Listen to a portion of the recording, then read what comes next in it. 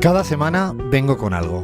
Esta semana me ha sorprendido una noticia que me envía un grandísimo amigo mío de toda la vida, que le mando por cierto un beso desde acá, David Morales, que además es un bailador de los de verdad, de los que sabe bailar y no como yo de mi tierra, que además ha interpretado desde Lorca hasta Bolívar y cosas magistrales, pero me mandó una noticia que nada que ver con esto y me dijo: mira, Alfredo, lo que han puesto en los juzgados del pueblito donde nos tocó nacer a nosotros, la línea de la Concepción, en el sur de España, en Andalucía, en Cádiz. Y dice que se había hecho viral en España un cartel en todas las entradas del juzgado de la línea de la Concepción en Cádiz. Y era: no se puede entrar en pijama, a acudir a una cita judicial. Yo me quedé absolutamente, pero así como patidifuso. No sabía si estaba de acuerdo o no estaba de acuerdo. O sea, no sabía si tiene que condicionar una persona que es citada por una cuestión judicial, si tiene que ir en una determinada forma de vestir, o por lo menos debe estar limitado en una determinada forma de vestir. ¿Qué piensan? ¿Se puede ir en pijama si tienes una citación judicial, ya sea por...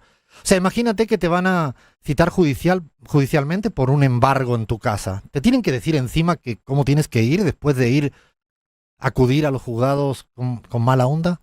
Yo nunca fui muy buen ejemplo en acudir a los sitios de manera rectamente vestido. De hecho, era una batalla campal con mi papá y con mi mamá, que era muy de vestir muy bien.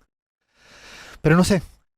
Me quedo pensando si es más importante vestir bien cuando acudes a una cita o ir con los contenidos bien preparados cuando vas a una cita. No tengo ni idea. Arrancamos, esto es La Pizarra, dale play, pon buena música. Hola, ay, qué ganas que tenía de hacer radio.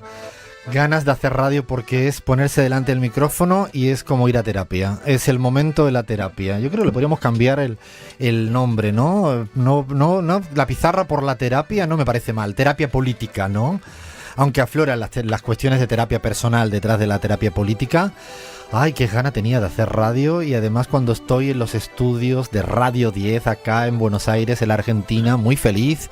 Ya me gustaría a mí que la Gaby y Chris estuvieran aquí con el equipazo. Bueno, ya dentro de poquito espero que vengan a visitarnos y hacer un programa de radio en vivo con toda la banda. Muchísimas ganas de hacer radio, y como siempre voy a saludar a la banda, al equipazo, con una pregunta a lo Quintero. Podría preguntar si está bien lo de ir al juzgado en pijama o no, porque todavía tengo este trauma de la noticia que ha salido en mi pueblito, que fue prohibido taxativamente ir en pijama a una cita judicial.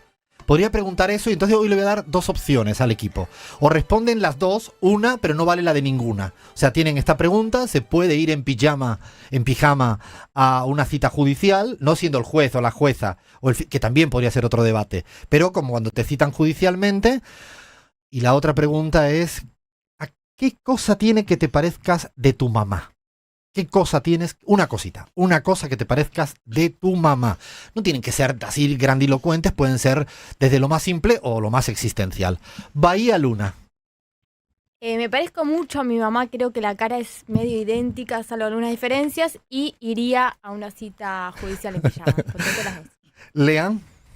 Odio estar en pijamas y creo que de mi vieja saqué la nariz, sin dudas. Flavia. Vine a la radio en jogging, así que eso responde lo primero. Y de mi mamá, como diría mi papá, el mal humor. No me lo parece. Bueno, Crismar Lujano. Ustedes no lo saben, pero yo hago la pizarra en pijama. No. Foto, queremos foto. Y de mi mamá creo que soy exacta. Y en lo que más me parezco ahora mismo, que me quejaba mucho antes, era que estoy obsesionada como con la limpieza y el orden. Así que eso no sé si lo saqué o no sé si me lo heredó o cómo, pero eso. Gaby. Bueno, a mi mamá me parezco en lo chata, en lo petiza, en lo chiquita, y en lo cabrona también. Me parece muy bien. Bueno, yo sí tengo que contestar. Podría decir muchas cosas, desde la nariz a... Creo que el optimismo así muy alegrote es muy de mi mamá. Pero sobre todo me parezco mucho en que amo comer castañas en otoño. amo comer castañas en otoño. rico. Castañas asadas. Es que no puedo, si veo un puesto de castañas asadas, mi mamá yendo con ella a comprar castañas. Es de las cosas, así que nos pueden contestar a la pregunta de a qué se parecen a vuestras mamás. También pueden responder a si irían o no a una citación judicial en pijama o no. Decidan ustedes lo que... Y nos pueden hacer cualquier tipo de pregunta, cualquier tipo de sugerencia, de aclaración, de insulto, siempre y cuando sean con la mayor ingenio y creatividad posible. Saben que solo hay una mínima coacción y es que no me pueden llamar gallego con todo lo que amo a Galicia y con todo lo de veces que cada vez que digo esto en las redes sociales todos me dicen che gallego. Menos mal que no me dicen che mire. Perdón, dale. ¿Por dónde nos escriben? Lo pueden hacer por Twitter, que estamos como @lapizarraoc, Instagram o Facebook, que estamos como Radio La Pizarra. Ya somos más de 10.000 en Instagram, Alfredo. Estamos cada vez con más gente por todos lados. Twitch.tv/AlfredSerramansi. O al celular nos pueden mandar más 54 911 5005 0710. Escríbanos y síganos en nuestras redes sociales. Si quieren ver, por ejemplo, a Crismar en pijama, que ya ha mandado la foto, ya la tenemos ahí subida. El jogging de Flavia lo tenemos. Hoy el look que tiene más o menos de teenager de 14 años que tiene Lean, también lo tenemos. O sea, tenemos todas las ojeras mías, también la tenemos. O sea, todo está ahí en nuestras redes sociales, en nuestro canal YouTube. Nos pueden seguir en vivo y en directo ahora mismo en Radio 10 o en La Pizarra o en Canal Red Latinoamérica, porque estamos hasta en la sopa. ¿Hoy qué tenemos en el programa? Básicamente, Alfredo, nos vamos para Ecuador preelectoral. Ahí con Bahía vamos a estar analizando Ecuador. Argentina, por supuesto, no puede faltar. Nuestra vuelta al mundo tenemos de todo, que son los códigos Dog Whistle, para hablar un poquito. Y ¿Qué es terminamos... esto? ¿Qué es esto? ¿Cómo es? Dog Whistle. Está bueno esto. Te lo cuento en una hora, ¿te parece? Sí, esto va a estar interesantísimo, ¿eh? En una hora lo hablamos, terminamos con series y políticas, así que también nos pueden contar ahí por las redes qué están viendo. Vayan sugiriendo también eso que han visto recientemente de cines, de series, que tengan que ver algo con la política. Ahora, a mí, yo lo tengo que decir desde ahora, me han dicho que le tengo que dar orden a alguien antes que a otra persona, porque si no doy este orden, van a repetir. Bueno, son las internas. Todo listo, arrancamos con la pizarra. Y vamos a dar nuestra vuelta al mundo. Como siempre, como casi siempre, con centro de gravedad, con nuestro epicentro en nuestra queridísima América Latina. Esta semana, Brasil, Lean. En el centro, nunca mejor dicho, Bolsonaro. Razones no le faltan para ya estar donde debe de estar. Sí, así es, Alfredo. El panorama político en Brasil está sin dudas conmocionado por la última decisión del Supremo Tribunal Federal, que es como la Corte Suprema en Brasil, de aceptar la denuncia de la Fiscalía y finalmente procesar al expresidente Jair Mesías Bolsonaro. ¿Cuál es la razón? La Lean? razón es por su participación en una trama golpista tras las elecciones de 2022. De esta forma hubo un voto unánime por parte de la primera sala del Supremo Tribunal y consideran que hay indicios suficientes para juzgarlo junto a otros 7 acusados que incluyen militares de alto rango y exministros. ¿Militares de su alto gobierno. rango también?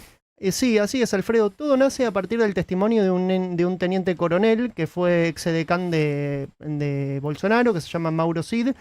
Su testimonio se obtuvo mediante un acuerdo de delación, es decir, de colaboración judicial, y es como la principal prueba en el caso contra Bolsonaro por el intento de golpe de Estado. Básicamente en su declaración lo implica a él y a varios miembros de su entorno en esta conspiración para evitar la asunción de Lula da Silva. Bolsonaro intentó que este testimonio se anule, realmente sin éxito, y también es un testimonio clave en otras causas que tiene Bolsonaro, como por ejemplo las falsificaciones de tarjetas de vacunación. No sé si recuerdan el presidente antivacunas que estaba acusado de falsificar su carnet de vacunación.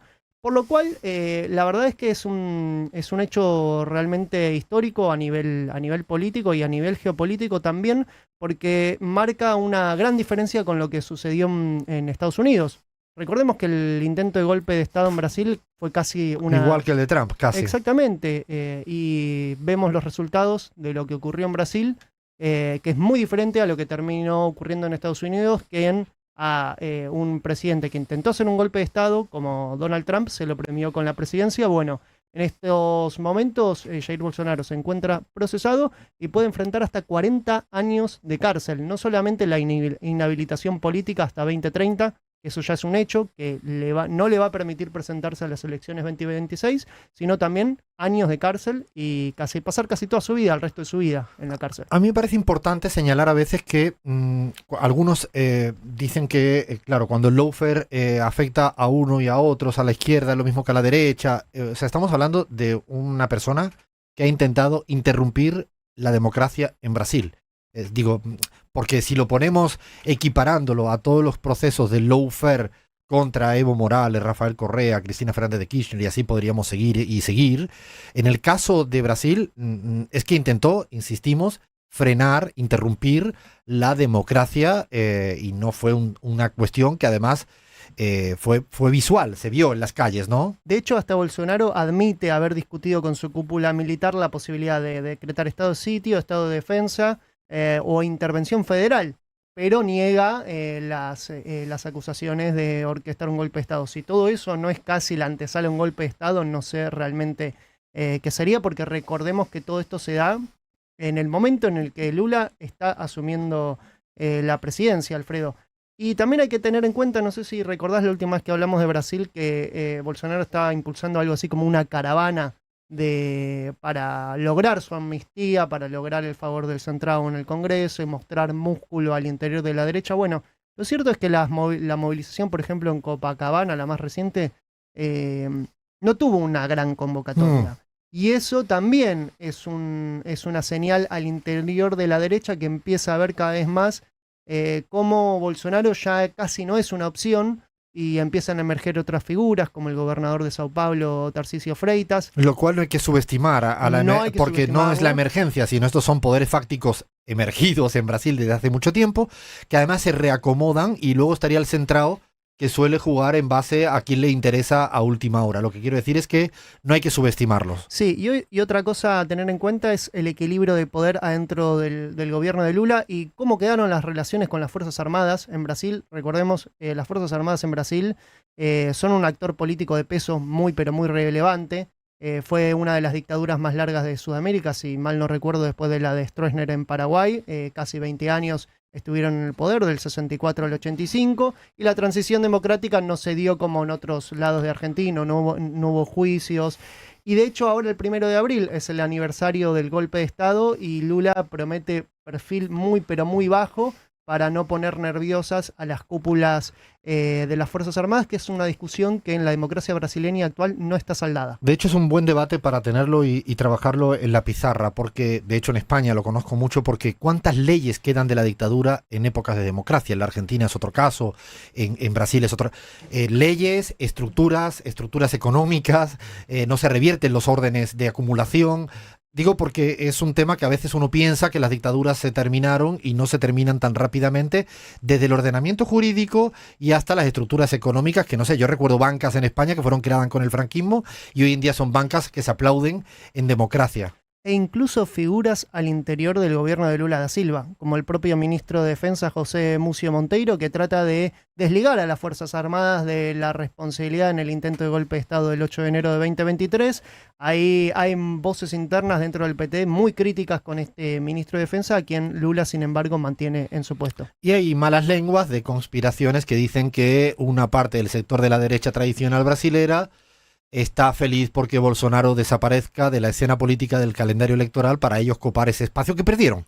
Y las derechas, aunque todo el mundo crea que es monolítica, siempre hay la misma disputa de interés y de poder que hay en los otros sectores ideológicos. A veces uno no los conoce y creen que son monolíticos, homogéneos, y no, véase Bolivia, a donde me voy a ir, y la derecha hay una batalla entre quién es quién va, quién no va. Lo digo para pensar. Incluso, si me permites, para hilvanar con Bolivia, el caso de persona golpista que está en la cárcel se llama Fernando Camacho. Es decir, donde no se permite que un líder que participa abiertamente a interrumpir el orden democrático no puede estar en otro sitio que no sea juzgado, justamente, valga la redundancia. Aprovecho para irme a Bolivia, porque yo pensaba que a la Gaby la iba a no escuchar bien, la iba a ver, no sé, iba con un ruido multitudinario, y ahora van a entender por qué. Gaby, estás en Bolivia, ¿no? Sí, estoy en Bolivia, en Cochabamba. En un ratito más tenía la esperanza de poder transmitir desde Villa Tunari, pero bueno, hubo un cambio de planes de último momento, pero más tarde estaremos ahí. ¿Y qué hay ahí? Cuéntale a la audiencia nuestra pizarrera qué es lo que se transmite, a dónde te vas a un gran concierto para tomar, no sé, chicha, cuéntanos. Bueno, música siempre hay, pero bueno, lo que va a suceder estos 3 días, sábado, domingo y lunes, es que se ha convocado un congreso de refundación del instrumento político.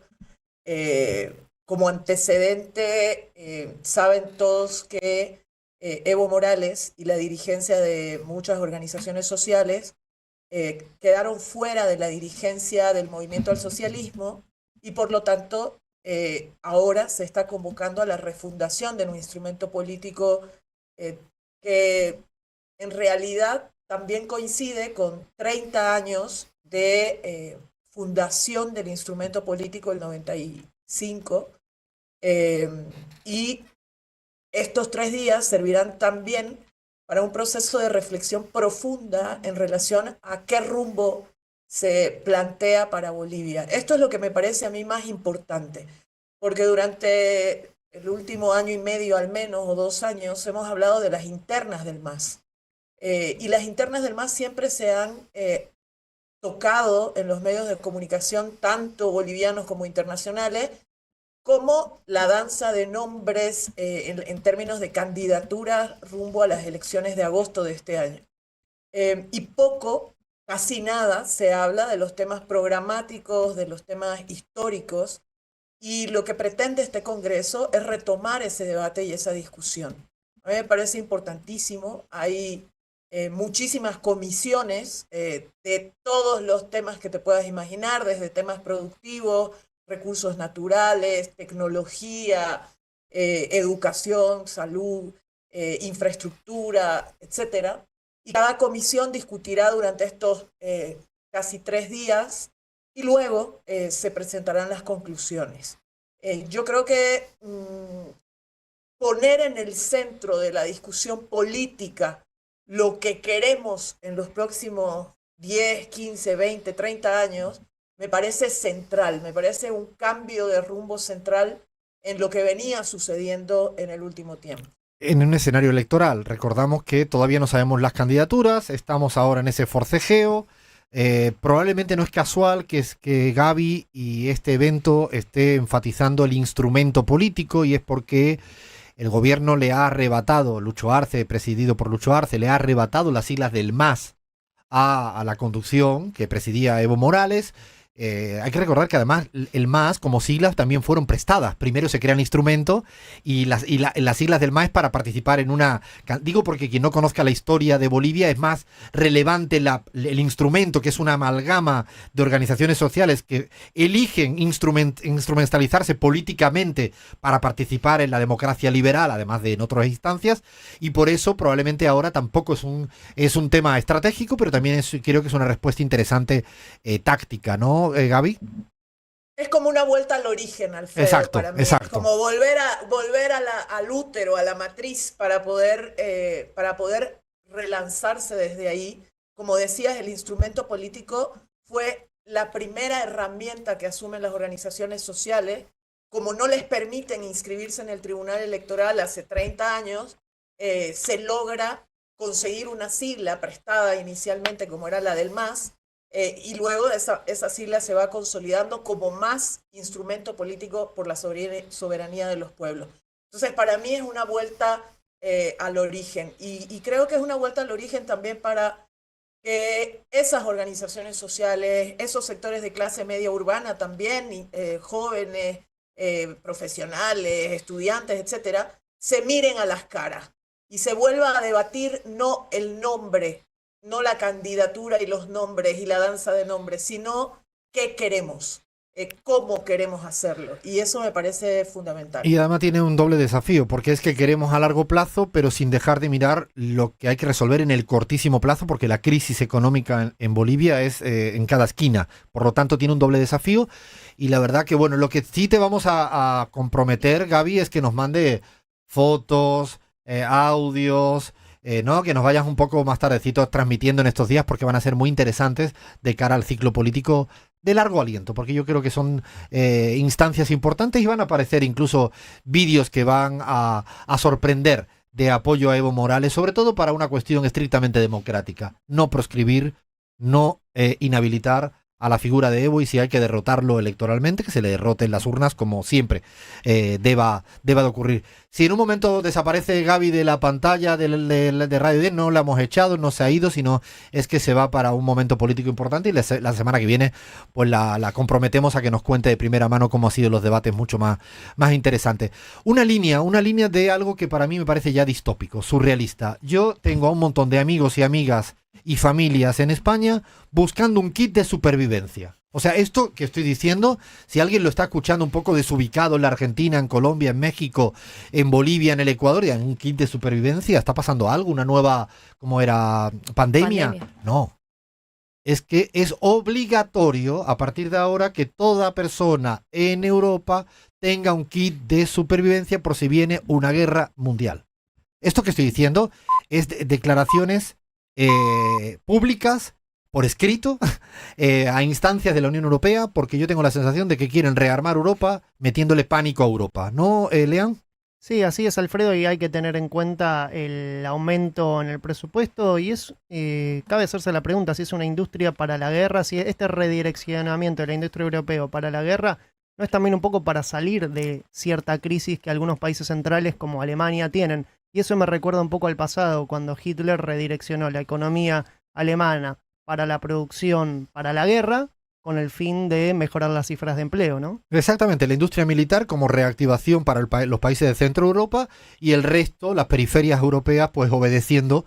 Lo digo también porque esta semana hablaba con Irene Montero del encuentro que tuvieron en La Plata, y me decía que a veces desde América Latina se magnifica la integración europea, y creo que está bien por una parte, pero hay un montón de cuestiones a considerar, así que si van a Europa le van a pedir un kit europeo. Un día vamos a tratar del kit europeo, riendo por no llorar. Seguimos en la pizarra. Nos vamos para el Ecuador, nos vamos de verdad para el Ecuador. Estamos pero a puntito, ya queda muy poco. A ver, fecha de la segunda vuelta ecuatoriana, vaya. Este es el momento donde no sabemos si falta mucho o poco, porque a la vez me parece una eternidad. Faltan 2 semanas, es el 13 de abril, el balotaje entre Daniel Noboa, el actual presidente, y Luisa González, la candidata del correísmo, ¿no? 13 de abril, o sea, prácticamente 15 días, en 2 dominguitos, de hoy sábado, 2 domingos, 15 días.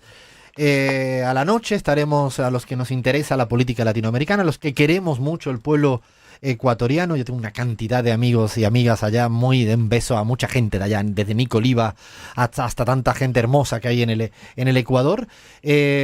Cita importante. A ver, nosotros y nosotras, en este doble comando, en este momento, CELAC, Data y La Pizarra, mandamos a dos enviadas especiales. ¿Quiénes van, vaya? Vamos a ir con Gabriela Montaño, mismo equipo ganador no se toca, dice el dicho, así que, y amuletos también, porque venimos ganando varias elecciones. O sea, tú vas a vestir igual, ¿eh? Sí, todo igual. Nos mandamos el equipo pizarrero allí, nos van a contar en estas próximas semanas cómo viene la situación electoral, queda poco, hay tensión. Este domingo pasado hubo el debate presidencial. Titulares que a ti te parecieron, Gaby creo que lo vio también, yo lo vi, lo viste, vaya. ¿Qué destacarías del debate presidencial? Bueno, efectivamente, primero que lo vio muchísima gente, Alfredo. ¿Cuánta gente? 11 millones de personas. ¿Qué dices? ¿11 millones? Sí, y están citados a votar 13 millones de personas, por lo cual fue muy masivo el debate. Un debate que ya se dio, hay que analizar eso también. ¿Cuántas veces pasó que el debate se da y el balotaje idénticamente con los mismos del 23, candidatos? Claro.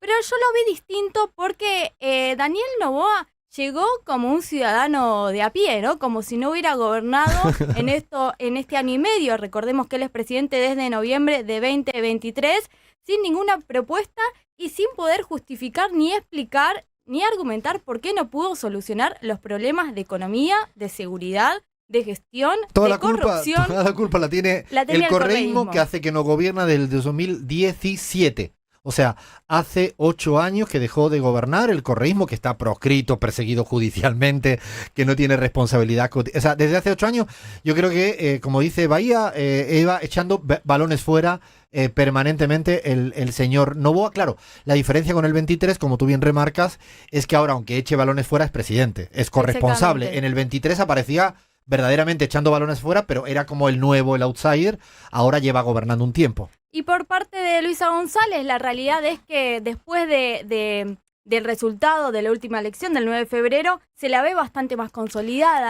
Se le vio distinta, ¿no, Bahía? Nosotros venimos planteando esto, te lo tomo de vos, Alfredo, esto de querer creer que vas a ganar. Y eso es fundamental porque por primera vez ella se está consolidando y posicionando como quizás la primera presidenta que va a tener Ecuador y con capacidad absoluta de gestionar el Estado, ¿no? Se la vio en esa posición. Yo sentí exactamente lo mismo, comparto con Bahía, estaba mucho más forjada. Me parece que sintió que no fue a un examen. Estuvo muy solvente en términos de cifras, no, pero no fue con el objetivo de tengo que responder a toda la... No, fue haciendo política, fue confrontando con el que estaba enfrente y sobre todo tenía una confianza en la victoria porque viene, yo diría que hoy en día, luego hablaremos muy por encima, todas las encuestas dándole la potencial ganadora a Luisa González. Muy dura en los aspectos muy críticos contra Noboa, me parece que eso fue muy notorio, ¿no? Con el tema de la corrupción, con el vínculo con el narcotráfico. Me parece que estuvo muy interesante.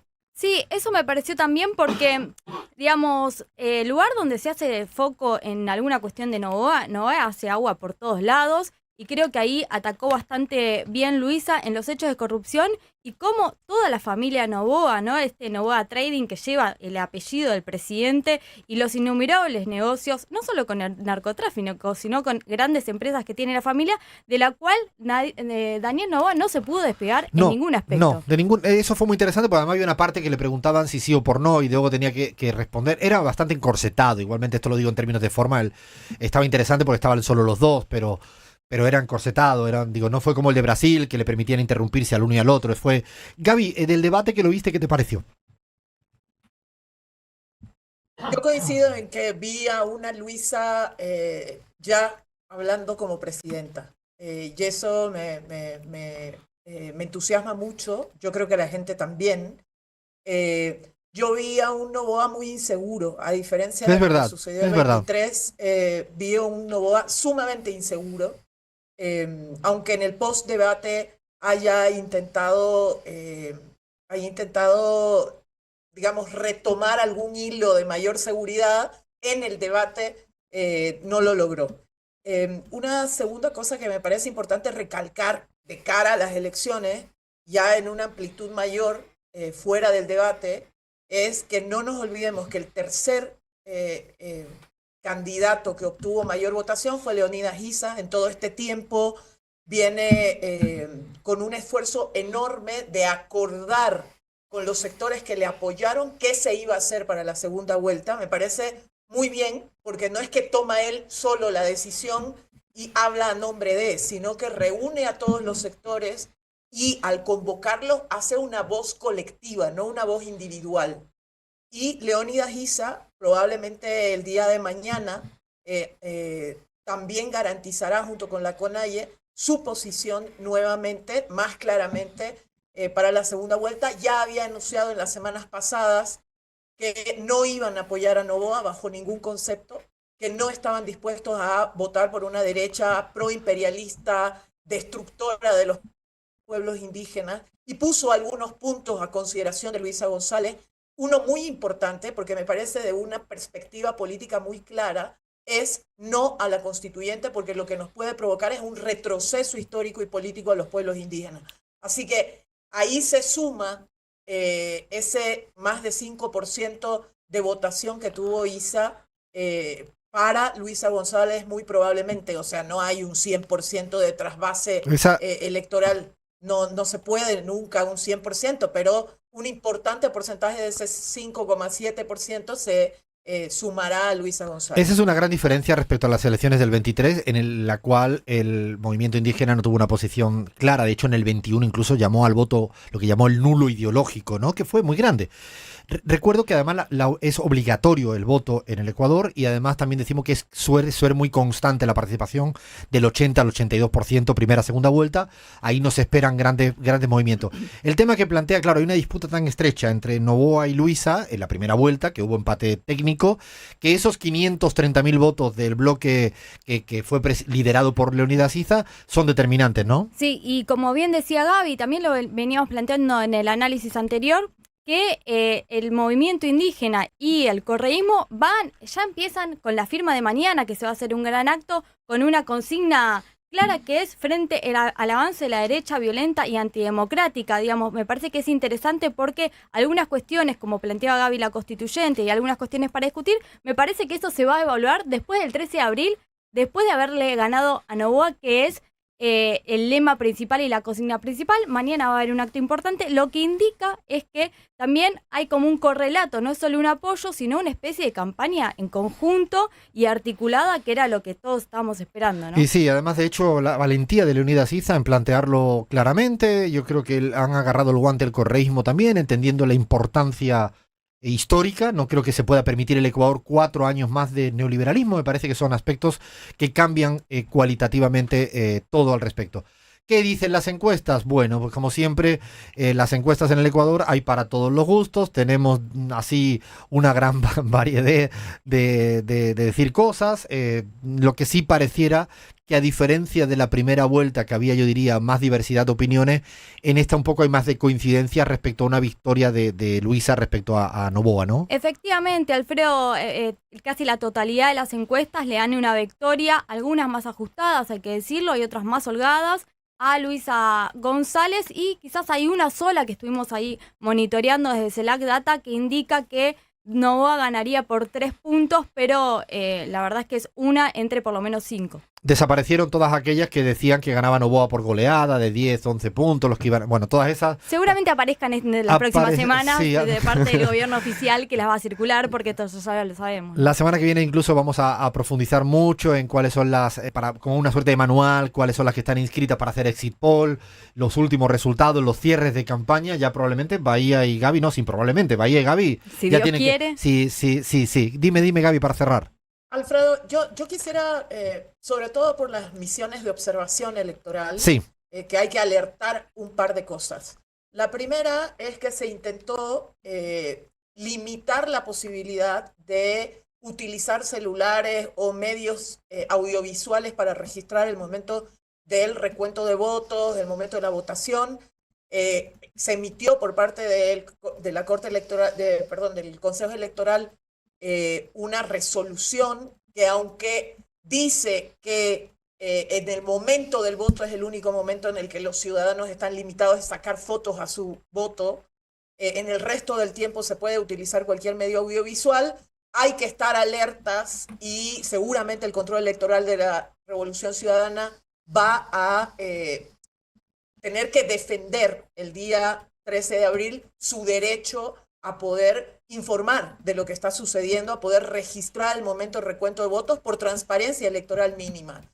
Pero además sigue habiendo intentos por parte de el señor Noboa de utilizar su mandato de presidente para afectar las últimas 2 semanas de campaña electoral, con campaña sucia fundamentalmente. Entonces habrá que estar alertas y no sacarle el ojo al Ecuador. Y yo le aplicaría la técnica a Gustavo Petro en elecciones. Si el señor Noboa está dispuesto ahora a poner una chequera y repartir plata y más plata, ya sea con políticas públicas, parece que ahora que le quiere dar $1.000 a uno, $50 a otro, $100.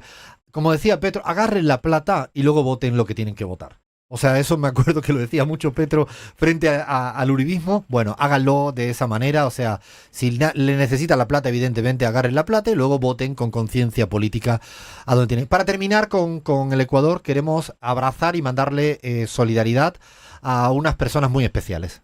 Sí, Alfredo, nos resulta muy necesario en este contexto la solidaridad absoluta con Augusto y Abraham Verduga por la persecución política por parte del gobierno de Noboa. Estas cosas que pasan cuando no hay propuestas, cuando no se puede justificar lo injustificable, aparece la persecución política. Por eso a estos amigos grandes de la pizarra le mandamos nuestra solidaridad. Un beso fuerte para además de Augusto, para Abraham, que además es parte de este equipo desde el inicio. Leí un texto estos días que me hizo llorar, literalmente, no estoy exagerando, el texto me hizo llorar, porque hablaba de la relación con su mamá cuando escuchan estas noticias delirantes, por no decir otra barbaridad. Así que le mando un gran beso, un gran abrazo, mucha fuerza. Estas cosas pasan, aunque dejen huella, dañan, pero pasan, y con las convicciones y el buen hacer uno lo va superando. Se lo dije en privado y se lo quería decir aquí públicamente a una persona que considero además es amigo, como es Abraham Verduga. Cris creo que quería también sumarse a este momento, ¿no?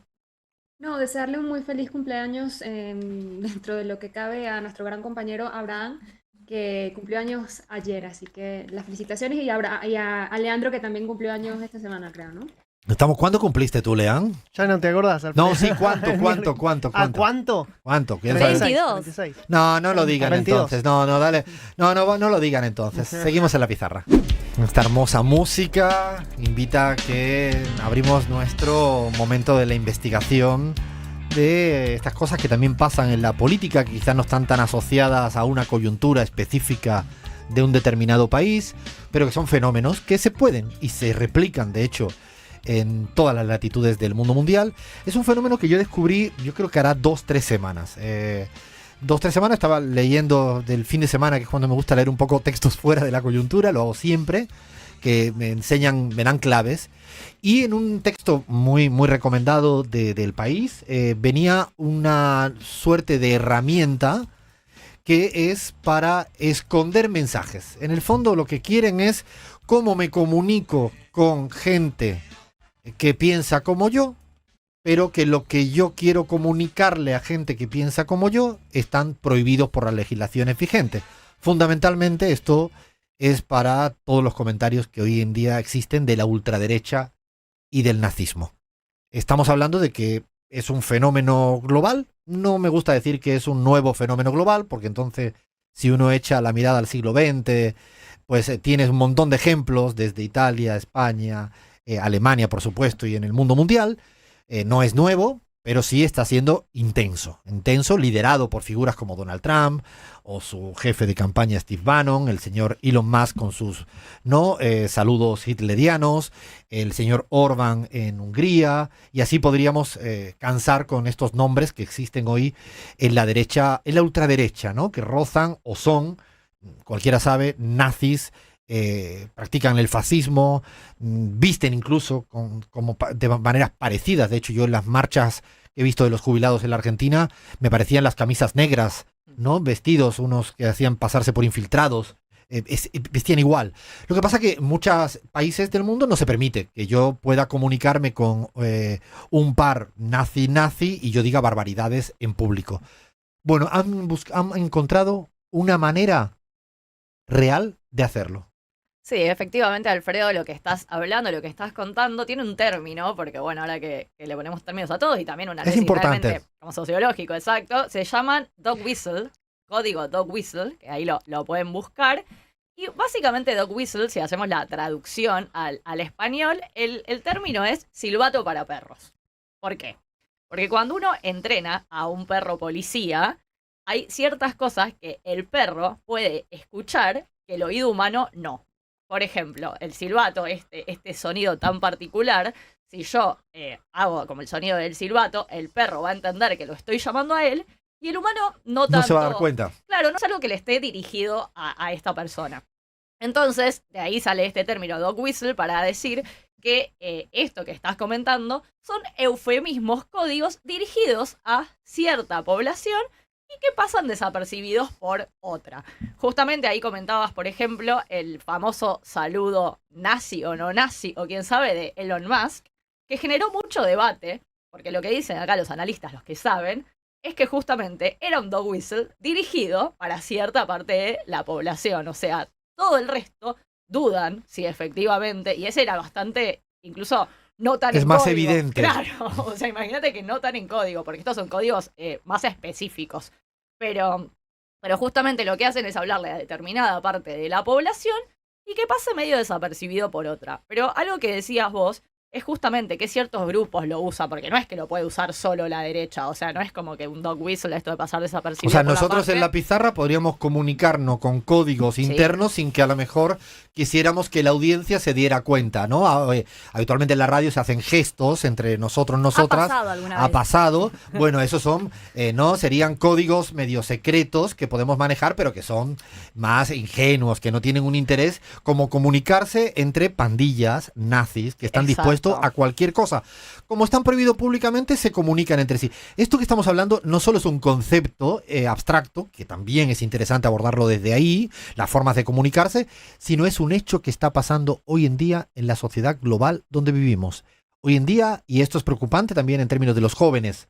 Efectivamente. Sí, efectivamente, y de lo que decís de los jóvenes y de los grupos que lo usan, ¿no? Porque como te decía, no es que lo tienen que usar exclusivamente la ultraderecha, digo, lo puede usar cualquiera, pero sí es cierto que la ultraderecha tiene una manera de comunicarse en código, por esto de que decís de que hay ciertas cosas que ellos bancan que básicamente son ilegales. Entonces, por un lado corre la ilegalidad, no puedo comunicarte esto abiertamente porque estoy cometiendo un crimen, y por otro lado, al margen de la ilegalidad, también hay ideas que lo que quieren hacer con el dog whistle es acercártelas para que no genere un rechazo tan inmediato. O sea, al hacértelo en código, yo hago que te acerques a una ideología, por ejemplo, la nazi, de una manera un poco más cercana, más en no te estás dando cuenta lo que yo te estoy queriendo decir. Lo cual es interesante lo que dice Flavia, porque claro, yo no lo había pensado en esa dimensión. Hoy en día hay un código actual entre jóvenes que son a partir de palabras. Exacto. Que ya decirte bro, sé lo que está significando. O emojis. Emojis. Ni Entonces están adaptando un lenguaje no de ultraderecha a una forma de comunicar ultra vanguardista, que es a través de cuestiones muy cortas, que implican empatía, que generan Exacto. identidad. Es muy interesante porque no solo se esconden de lo que está prohibido, sino que generan que fluya, ¿no? Que fluya la relación y que se acerquen por estos códigos que pueden ser atractivos. Porque todo, siempre, de hecho, todo hoy en día, toda la identidad política tiene sus códigos, su épica, sus cánticos, sus símbolos. Es otra manera, ¿no? Bueno, sabes, de hecho, ahí me resulta muy interesante lo que estás diciendo, porque cuando hacía esta investigación, hablaban de algunas cosas que yo decía, che, pero esto es un dog whistle o no, porque también te genera ese debate a vos mismo de tipo, che, esto me estoy pasando de rosca de si esto efectivamente es un código o no. Y por ejemplo, para algo más, para traerlo para nuestro lado, algo que decían que era un dog whistle es el hecho de usar la sandía, como el emoji de sandía, a las personas que están a favor de Palestina, ¿no? De la causa palestina.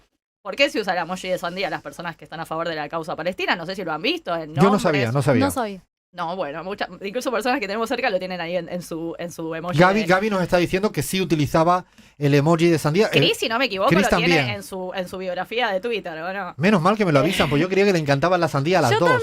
No, pero ¿por qué se usa Qué esto? boludo, ¿eh? ¿Por qué se usa el emoji de sandía? Básicamente, la bandera palestina durante mucho tiempo en territorios israelíes claro, o palestinos, claro. pero en realidad ocupados por Israel, estaba prohibida y la sandía tiene los mismos colores que la bandera de Palestina. Entonces la gente que está a favor, ¿qué hizo? Empezó a utilizar la sandía.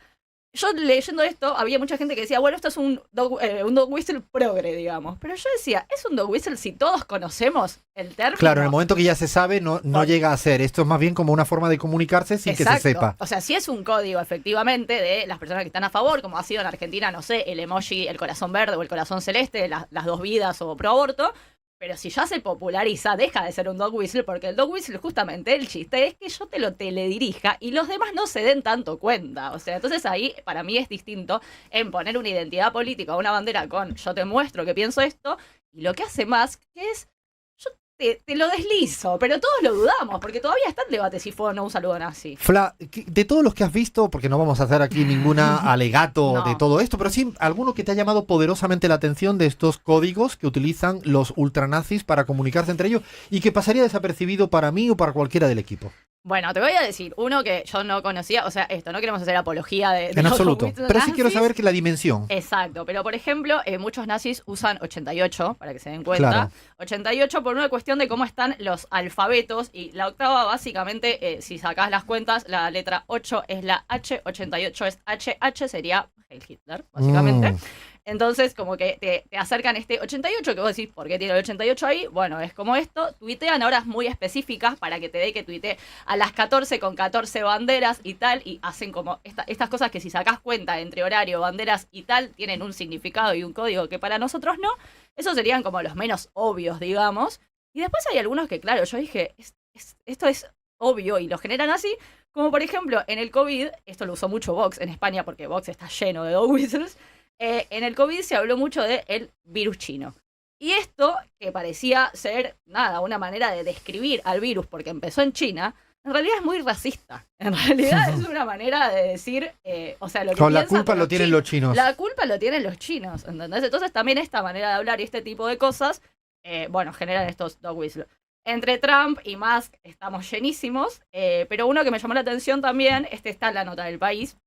En 2019, una velocista polaca ganó una prueba de velocidad.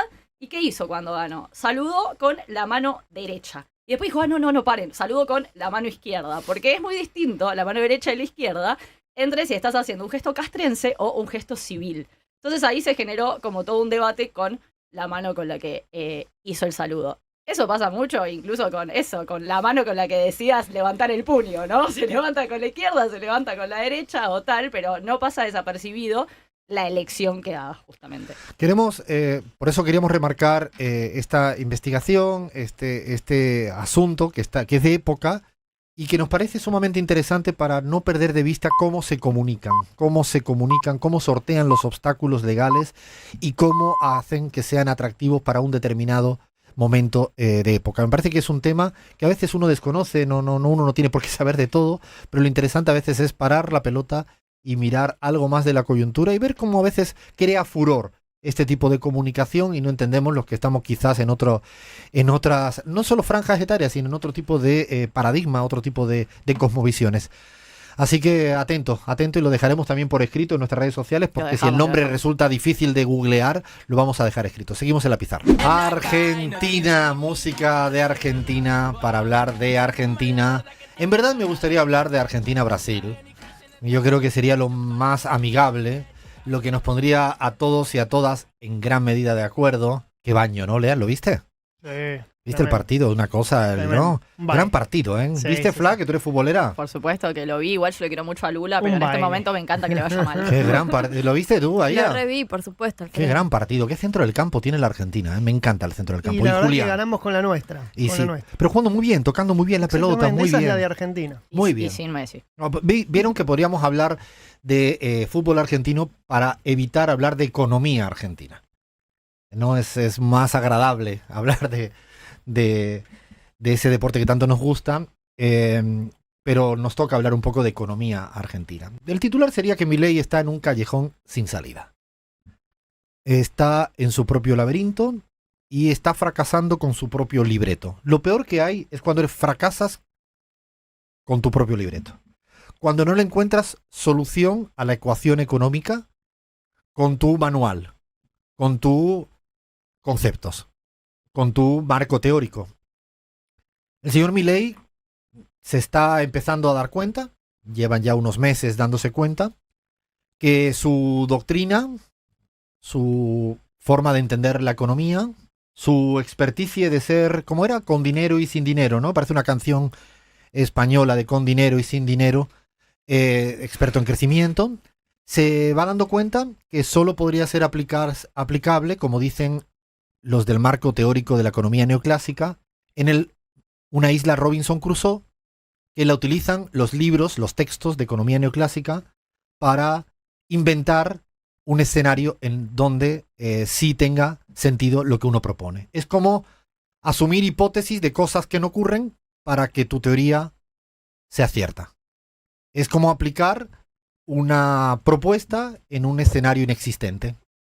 El señor Milei se va dando cuenta que cuando le tiene que resolver una ecuación donde todo interactúa con todo, se le cae rápidamente su castillo de naipes y no le encuentra solución a este puzzle que es la economía de un país, la economía argentina, una economía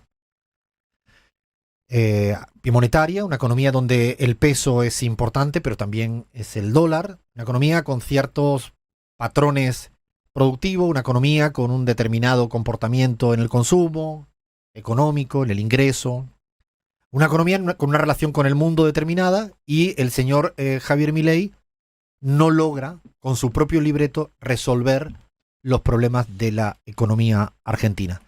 Y ya ha llegado el momento donde no le encuentra ninguna salida a esta situación económica. Cuando digo no le encuentra ninguna salida a la situación económica, me refiero a la situación económica que a él le ocupa y le preocupa. A él no le preocupa ni le ocupa el salario de los jubilados. A él no le ocupa ni le preocupa la gente que cobren el salario mínimo. Un dato, por sí solo. El señor Javier Milei, en los meses que lleva gobernando, en 15 meses de gobierno, le ha robado, le ha arrebatado 5 jubilaciones mínimas a las personas que deberían de estar cobrando una jubilación mínima al mes. De las 15 jubilaciones mínimas, en 15 meses, una por mes, el señor Milei le ha quitado en poder adquisitivo 5, un tercio. Le ha quitado. ¿Por qué? Porque no le fue ajustando la jubilación mínima con la inflación y cuando lo hacía tardíamente. Eso generaba una pérdida de poder adquisitivo para los jubilados que se siguen manifestando cada semana, precisamente porque le arrebataron un tercio de su poder adquisitivo solo en 15 meses. Y no es que estaban partiendo de niveles de ingresos ya muy altos y solventes, ya la venían pasando mal. Pero es que ya pasándola mal, le arrebatan un tercio de su poder adquisitivo con premeditación y con alevosía por parte del presidente. Pero eso no le ocupa ni preocupa. Ni los que cobran el salario mínimo, ni los que están empobreciendo, ni la clase media que va desapareciendo, ni los que no llegan a mitad de mes, ni los que no pueden comprar los insumos escolares para los niños y las niñas, los que no pueden pagar ya ni siquiera para hacerse una intervención porque cada vez tienen más dificultades de que los hospitales públicos puedan atenderles porque tienen recortes presupuestarios, porque siguen desmantelando al PAMI en medicamentos y en insumos para cualquier tipo. Eso no le importa ni preocupa al señor Javier Milei. Lo que sí le importa al señor Javier Milei era tener una macroeconomía ordenada y tampoco tiene capacidad para resolver, insisto, su principal objetivo, que era tener un cuadro macro equilibrado y ordenado. Él, en su hipótesis de partida, creía que una vez que reducía la emisión monetaria tradicional y corregía el déficit fiscal, la economía, como si fuera una suerte de espacio mágico, llegaba a un equilibrio absoluto y llovían las inversiones extranjeras, llegaban los dólares a raudales y todo empezaba a funcionar como si fuera, ¿no?, un auto que funciona perfectamente. El señor Milei, no sé si lo ha leído, no lo sé, pero él abusa de esta idea newtoniana de la economía, que es la fuente originaria de la economía neoclásica. Pensar que las ciencias sociales funcionan como relojitos. Como si funcionan como tú le das una tecla y entonces se prende una luz y esa luz genera un determinado nivel de energía y así, como si fuera todo la mecánica cuántica de Newton. Ese es el marco conceptual de la economía neoclásica, que insisto es lo que alimenta al señor Milei y por eso solo le puede funcionar en hipótesis que él podría crear en una islas Robinson Crusoe, e insisto con estas islas porque son el ejemplo que utiliza la economía neoclásica, no es casual.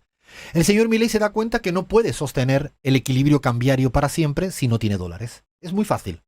Pero esto el señor Milei creía que en su postulado lo iba a resolver pues con solo reduciendo el déficit fiscal y la emisión monetaria tradicional. Digo la emisión monetaria tradicional porque lo que Milei nos está diciendo es que el sistema monetario también crea dinero de otra manera, simplemente cuando vas alimentando la bola, ¿no?, de todos los papeles que hay en el mercado financiero en materia monetaria.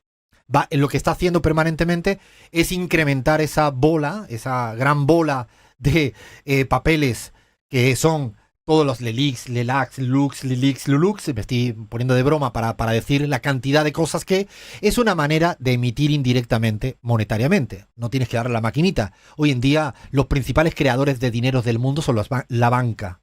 No sé si Milei ese capítulo se lo saltó de la economía neoclásica, no lo leyó bien, no lo entendió bien, no le costó un poco de trabajo. Yo le recomiendo que lea que hay maneras diferentes de la emisión monetaria tradicional. Claro, Milei intenta tener un equilibrio porque él pretende que haya una suerte de equilibrio cambiario en base a solo estas dos medidas tomadas. Y el problema es mucho más fácil. No tiene dólares. Señor Milei no tiene dólares. De hecho, nosotros y nosotras desde la pizarra, muy humildemente, hemos hecho una petición en el libro de récord Guinness. Hemos hecho la solicitud, ya la hicimos, ¿no, Lean? Sí, así es, ya está procesada y bueno, estamos esperando la respuesta en 10 días hábiles más o menos. Tendremos la respuesta. Lo que solicitamos es que le den el récord Guinness al señor Caputo por endeudamiento a nivel mundial. No existe un ministro de Economía en el mundo que haya endeudado tanto a un país como el señor Caputo, y nosotros creemos que este mérito, este galardón nefasto, se lo tienen que reconocer en el récord Guinness. Se lo tienen que dar. Creo que ha hecho desgraciadamente todos estos méritos, ¿no? Para, digo, a costa del hambre, de la pobreza, de la desigualdad en la Argentina. Pero el señor Caputo no solo tiene el récord de cantidad de dólares que pide prestados, que ya lo pidió cuando fue ministro de Macri y lo vuelve a pedir ahora como ministro de Milei.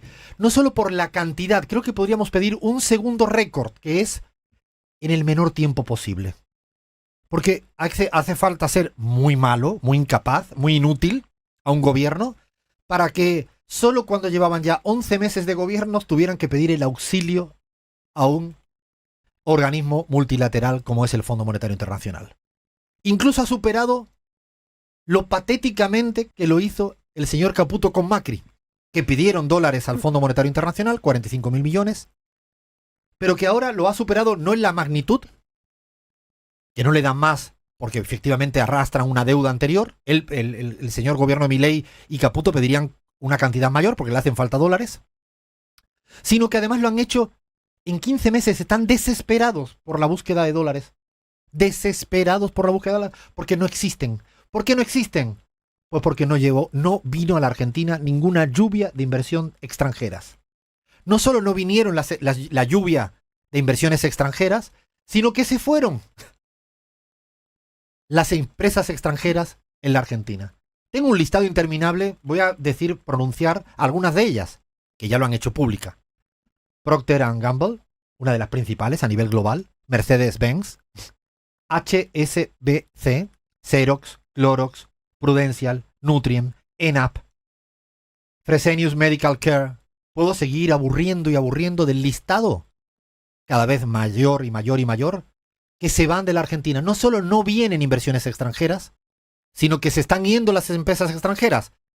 Pero lo peor no solo es eso, porque no es que se vayan las inversiones extranjeras porque estén mejorando el tejido industrial nacional, sino es que la cantidad, las miles y miles y miles y miles de pequeñas y medianas empresas que han estado cerrando en estos últimos 15 meses. Tiene el récord de cierre de empresas pequeñas y medianas, tiene el récord de no inversión extranjera, tiene el récord de salida de inversión extranjera, y por eso está desesperado y por eso tiene el récord de acudir más rápido al Fondo Monetario Internacional por un fracaso. Es un fracaso muy importante porque pudo aguantar el primer tramo, como dijimos en alguna vez en la pizarra. Aguantó el primer tramo gracias a quitarle los dólares a las familias argentinas que habían podido ahorrar en las últimas décadas. Los desahorró, le quitó los dólares, ¿no? Con el primer shock inflacionario vía mega devaluación, ¿se acordarán? El primer shock devaluatorio con el primer shock inflacionario de los primeros 2 meses, 3 meses. Eso hizo que las familias que tenían alguito de ahorro en dólares los tenía que gastar para poder pagar lo mínimo. Y esa fue la primera fase. Le desahorró a las familias argentinas. Y ahí podía tener alguito de dólares. La segunda fase fue los dólares del blanqueo de capitales, que en gran medida venían, por ejemplo, de los narcotraficantes, con los que ellos presumen de luchar, pero les permitió que metieran toda la plata en la Argentina con el blanqueo de capitales. Que además, dicho sea de paso, blanquean capitales, más de 23.000, 24.000 millones de dólares, pero que no iban al terreno productivo. ¿A dónde iban? A la timba financiera. O sea, traían dólares blanqueados para acudir a la bicicleta financiera, ahora no, carry trade, si le queréis llamar así como en el lenguaje de anglicismo. Que en el fondo es algo que lo que explica la deuda actual de la Argentina y lo que explica lo que podríamos hablar un poco la deudoestafa que está hoy en día aplicando el señor Milei. ¿Cuál es la deudoestafa del señor Milei? Es que quiere endeudar al pueblo argentino para sostener la timba financiera. ¿Y por qué lo necesita los dólares para sostener la timba financiera? Porque necesita de estabilidad cambiaria para que le dé un diferencial muy grande entre la estabilidad cambiaria y la plata que tú la puedes poner a tasa de interés mucho más alta. Dicho de una manera muy simple, si en un mes el tipo de cambio va incrementándose de a poquito, solo un 1%,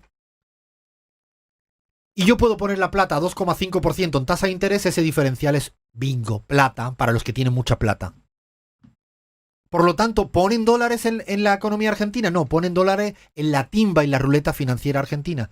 ¿Y esto qué ocurre? Que exigen más dólares, que ya no tienes, señor Milei. No tienes dónde buscar dólares. De hecho, en los últimos 10 días, señor Milei, usted ha tenido que gastar del Banco Central, que quería usted cerrar, por lo tanto otra vez debe estar usted en un momento de terapia intensa, porque con su manual de cierre del Banco Central ya habría habido una corrida cambiaria aún mucho peor de la que se está ocurriendo en estos últimos días. El Banco Central que usted quería cerrar ha tenido que vender dólares, ofertar dólares, en 10 días de 1.637 millones de dólares. O sea, ustedes si agarran la calculadora Milei, que lo dijimos en la semana pasada, para resolver los problemas de Milei, o sea, vamos a agarrar la calculadora de Milei, que es calcular de cualquier manera, como hizo para hablar de la inflación heredada del 15.000%, que se acordarán que agarraba la inflación más alta de los días anteriores y lo multiplicaba por 365 días, como si sí se calculara la inflación. Con esa calculadora Milei, que no se la recomiendo a ningún niño ni niña que quiera aprender a hacer mínima matemática, con esa calculadora Milei, si aplicáramos ahora el problema que tiene Milei, multipliquen, si en 10 días se ha calculado, a ver, ahora voy a pedirle ayuda a mi equipo matemático, ponga la calculadora. Si en 10 días ha gastado el Banco Central 1.637 millones de dólares, en 100 días a este ritmo, según la calculadora Milei, ¿cuántos millones de dólares? 16.370 millones de dólares. No tiene estos dólares. No tiene dólares para abastecer, alimentar el monstruo que él mismo ha creado. O sea, Milei en este momento está siendo fagocitado por su propio monstruo. O sea, su propio monstruo financiero, el de la timba financiera. Claro, y ahí él confiaba en su modelo que el campo por un lado, los amigos inversores extranjeros por otro lado, y los que juegan a la ruleta financiera por otro lado, iban a querer ganar menos. Iban a liquidarle el campo, ¿no? Toda la producción agro al tipo de cambio que Milei quisiera. De hecho, lo intentó, reduciéndole retenciones recientemente. Lo hizo hace poquito. Y las cifras de liquidación fueron exactamente las mismas que años anteriores, sin esa bonificación en retenciones. Ha llamado a todos sus amigos. Yo no sé cuántas fotos ya tiene con el señor Elon Musk. No lo sé cuántas fotos tiene. Lo que es cierto es que no hay proporcionalidad entre el número de fotos y viaje a Estados Unidos con la lluvia de inversiones. Inversiones 0, fotos miles. Viajes a Washington miles, inversiones 0. Por eso ahora llega a este grado de desesperación para intentar algo que dice siempre un amigo y gran economista, Guillermo Glietti, intentar tener esa suerte de populismo cambiario, que es un tipo de cambio muy por debajo del que realmente puede sostener. No es que de ninguna manera, al menos aquí en la pizarra, ni desde CELAC Data vamos a aplaudir una devaluación. Lo interesante sería que no devaluaras porque has tenido la capacidad de generar dólares. Ese sería el sendero. Una devaluación es lo peor que le puede pasar a una economía porque va a generar un efecto inflacionario sobre precios que ya no se puede crecer más, porque ya ha mermado el consumo de alimento, ya ha mermado el consumo de la mayoría de bienes, porque la gente no tiene como poder consumir, los precios están por las nubes, por las nubes. Repito, para el que se despista con el tema de creerse el relato de que los precios están estables en la economía argentina. 186% de inflación acumulada en los últimos 15 meses del gobierno de Milei. 185.9, si quieren ser muy rigurosos con los decimales, en 15 meses. Para que la gente dimensione cuánto es esa inflación acumulada en 15 meses, el gobierno de Cristina Fernández de Kirchner necesitó 60 meses para acumular esa misma inflación, midiendo la inflación por la consultora de The Economist, no del INDEC, para que no me digan eso de que el INDEC hacía trampas y bla, bla, bla. Bueno, le buscamos la inflación acumulada a Cristina Fernández de Kirchner, el gobierno suyo, por lo que calculaba The Economist, con consultoras privadas, de Price Stats. Es la consultora privada porteña para la que trabajaba The Economist, que no quería ni ver al kirchnerismo. Bueno, si comparamos, 60 meses necesitó el gobierno de Cristina para acumular la misma inflación que Milei en 15 meses. Yo de verdad que cada vez que me hablan que hay estabilidad de precios, en el último día será. Porque si lo comparo desde el día que llegó Milei hasta el día que está hoy, yo no he visto, yo no sé si el precio de la leche te cuesta igual, el precio de las cebollas te cuesta igual, el precio de cualquier bien te cuesta igual. Es curioso el dato.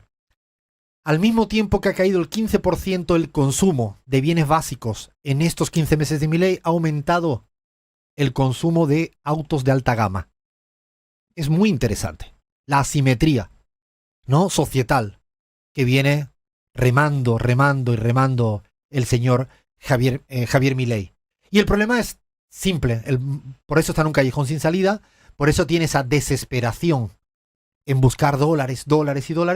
Porque para mantener un tipo de cambio con esta idea del populismo de por debajo del real, necesita dólares que no tiene para abastecer a los compradores seriales de dólares que en el mercado están ya dándole. Porque él además se confundió. Él se creyó la palabra de que el mercado es una suerte de ente marciano abstracto. El mercado son 5 vivos. 5 grandes empresas y poderosos vivos. Nosotros utilizamos eufemismos para no decir a veces quién es quién. El mercado, el campo, cuando hablamos del campo, el campo no son los pequeños productores que trabajan en el campo, que cultivan fresas, frutillas que dicen acá, perdón, o que hacen cualquier otra producción. No. Cuando hablamos de capacidad de liquidación en el campo son 5 o 6 grandes empresas. Cuando hablamos del mercado en el sector financiero, estos que están torciéndole el brazo, no a Milei, lo que quieren es más ganancia. Y van a seguir haciendo tambalear el tipo de cambio, que por cierto, Javier Milei no hablaba de blue ni paralelo, era libre. Ese era el tipo de... Él decía que se llama libre. De hecho, algunos medios de comunicación que lo que hacen es copiar-pegar la línea editorial de Javier Milei, utilizan incluso en el banner el tipo de cambio libre. Ahora el tipo de cambio libre esta última semana pegó otro brinco hasta 1.300. Y pegan brinco porque los que tienen dólares se van dando... Los que juegan en la timba financiera empiezan a tener miedo de que si el Fondo Monetario le da dólares, le obligue a devaluar. Y si le obliga a devaluar, ya no tienen rentabilidad financiera. Prefieren tener dólares. No sé si me explico. Esto es una batalla de cómo ganar más plata. ¿Con la devaluación o con la timba financiera? Para ganar plata en la timba financiera requieren un tipo de cambio bajo. Pero si el Fondo Monetario Internacional te da 14.000, 20.000, los millones que sean de dólares, te va a obligar. Ahora lo van a querer enmarcar con otro eufemismo, esto de la flotación de bandas. Que en el fondo es que te ponen un límite inferior y un límite superior. Y si te dice que está entre 1.250 y 1.800, evidentemente lo que se va a ir es a 1.800. El Fondo Monetario Internacional está exigiendo al señor Milei que yo te voy a dar los dólares para que me repagues la deuda y no lo gastes en sostener un tipo de cambio ficticiamente a la baja. Y esa ecuación, ese callejón sin salida en el que se encuentra hoy en día Javier Milei, a mí me da una sensación de que empieza a provocarle mayor nivel de autoritarismo, mayor nivel de represión. Lo peor que hay para una persona es cuando no le encuentra salida al callejón, cuando no le encuentra salida a una situación.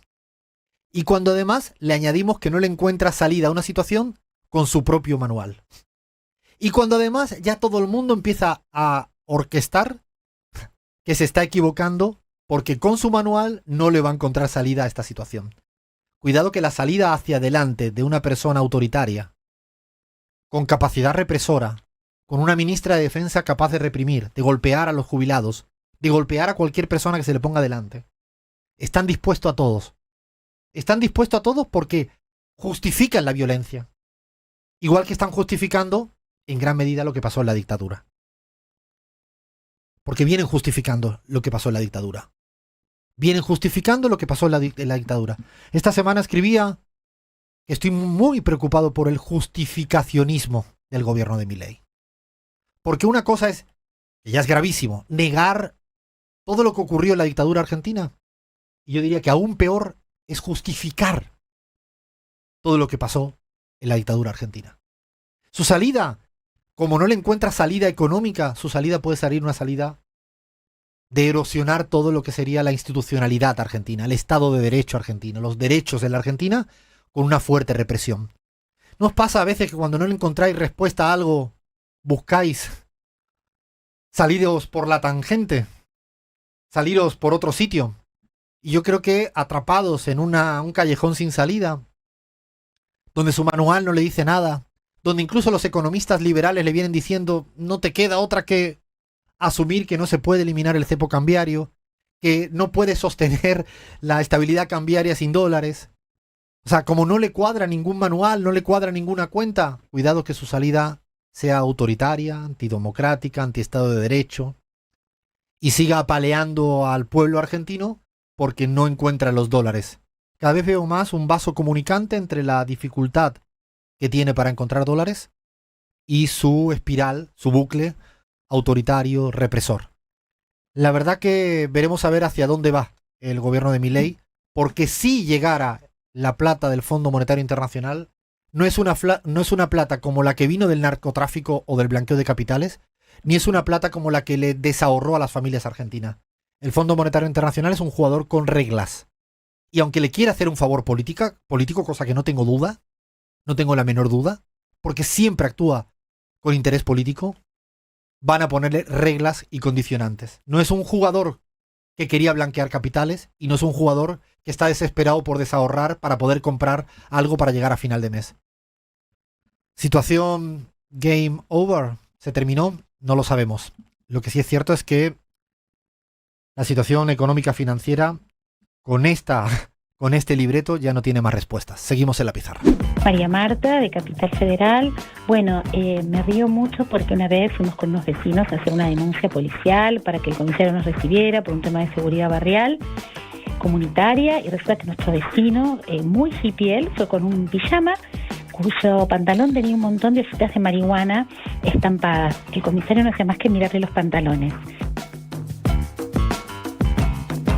Yo iría bien vestido porque cuando vas a una citación judicial no vas frente a las personas, sino que vas frente a la República. ¿En qué me parezco a mi mamá? Me parezco en que tengo opinión sobre todo. Sobre todo lo que se hable. Siempre hablo. Según mi marido, tengo opinión sobre todos los temas. Y Alfredo, tengo de mi mamá los rasgos, soy muy parecida a la familia de mi mamá y fundamentalmente tengo el carácter. No estaría siendo de los mejores del planeta, justamente. Carácter así muy incisivo, irónico, sarcástico y sin filtro, absolutamente. Mil gracias a toda nuestra audiencia que nos responde las preguntas estas traviesas, preguntas Jesús Quintero. No dijo el nombre, pero le vamos a pedir que por favor nos diga el nombre, la que dijo que tiene opinión para todo. Periodista, podría ser. No, con la pizarra. Yo creo que aquí tiene un espacio con nosotros y nosotras. ¿Qué más nos dicen por ahí en las redes sociales? De todo, Alfredo. Buenos días, desde la banda oriental escribo. Yo concurriría muy bien vestido. Si es posible, si tengo traje Armani y zapatos italianos, es un mejor. Temón, porque la justicia a la hora de juzgar se fija las apariencias. Enrique. Enrique, puede ser, ¿eh? Mirá este otro que es para vos, Alfredo. Hola, Alfredo y compañía. Soy Silvana y cada vez que Alfredo dice todo menos gallego, me acuerdo de mi abuela, que era asturiana, y cuando le decían gallega respondía: gallegas y asturianas, primas hermanas, hasta ahí. Hasta ahí, sí, yo primo hermano me lo banco, pero es que no soy gallego, soy andaluz. No, hay de todo. Hay gente diciendo: hola pizarra, programón, de mi mamá saqué el orden y la limpieza y así me fue mal. Hoy ya grande y con nido vacío, feliz de cambiar. Es otro tema. La próxima semana vamos a preguntar ¿qué no sacaste de tu madre? Porque esa también podría ser una pregunta. Bueno, les pedimos que nos escriban, que nos cuenten sus cosas, nos den ideas, nos propongan temas para tratar también. Ahora se dice on demand, ¿no? No, además, que nos digan lo que quieren. Nosotros vamos a intentar investigarlos, estudiarlos pero que sintamos la hermosa compañía de la audiencia pizarrera. Así que preparen que ahora llegan curvas. Tenemos una discusión. Una maldición. Tenemos una discusión acá, tenemos que hacerle al aire, ¿no? Hay que hacerlo público. Sí, tenemos una discusión acá porque Flavia y yo veníamos diciendo que habíamos intentado cambiar. Esta es la canción de Gaby. Esta es la canción de Gaby Montaño, que la había elegido a ella. La habíamos dicho, ya se terminó este momento cortavena que tiene esta canción, que es que te hundes en la miseria, ¿no? Esto te agarras. Y nada, empieza con el y habíamos cambiado de canción, pero nosotros, Flavia, decía que creíamos que iba a aparecer esa canción. Aquí Lean y Bahía, ¿no? O decían que iba a la otra. Yo pensé que estaba bien. Bueno, da Yo igual. pensé que esta era la nueva. Es que tenemos... te perdiste lo que habías perdido. ¿Cómo podemos dar credibilidad, Lean, con este tipo de errores? No, y Sebas ahí dice, bueno, ¿qué me van a pedir a mí? Exacto, es que culpa tiene. Y si dice Yapa nueva, ¿qué le vamos a hacer, no? Bueno. Igualmente nos permite esta música incursionar en la parte de nuestra yapa, de nuestro ratito un poquito más relajado, sin perder el rigor, sin perder todo lo que son las investigaciones. Nos vamos quedando aquí solos y solas, porque de hecho Gaby ya está yendo camino del Chapare Teleférico. No hay, pero bueno, por igual. Chris creo que tiene un contratiempo en su casa. A ver, espérate, ¿Qué le parece esa mora? La que anda bailando sola. Bien, Seba, lo lograste ahí. Pero qué linda. Esta era la canción 2 de la Yapa y vamos volviendo loco a todo el mundo. Sí, no es para menos. Bueno, esta sección de Yapa, de aumento, de ratito ya de ir cerrando el programa de una manera un poquito más distendida, de a veces la seriedad con la que uno trata temas que no pueden ser tratados de otra manera que no sean serios, como lo que pasa en la Argentina, lo que pasa en Brasil, lo que pasa en el Ecuador y lo que pasa en tantos lugares del mundo. Es el ratito más distendido y hoy, casi cada mes lo solemos hacer, es una sección que sí tiene un cierto grado de periodicidad, que es cines y series, no que tengan que ver con la política y más actuales, ¿no? Un poco creo que nos gusta compartir lo que vamos viendo, lo que no nos va gustando. Si de repente hay algo que no nos gusta mucho, también lo podemos insinuar y decir. Recomendar. Tenemos una sección dentro de la sección que es, podemos recomendar algo. Ahora me diste No. Pero bueno, quiero arrancar con una primera ronda, a ver por dónde nos salen, sin hacer spoiler, porque este segmento siempre tiene un peligro, que es que la verborragia te atrapa y acaba uno contando solo un titular de qué se trata, que la idea es que el que no sepa, o el que sepa, pueda decir, a ver, esta está buena, esta no la conocía. A ver, Flavia, ¿por dónde arrancamos? Por Severance, la mejor serie que yo creo que vi. Me la vendiste esta semana, ¿eh? No, pero en los últimos tiempos realmente creo que es una de mis series favoritas.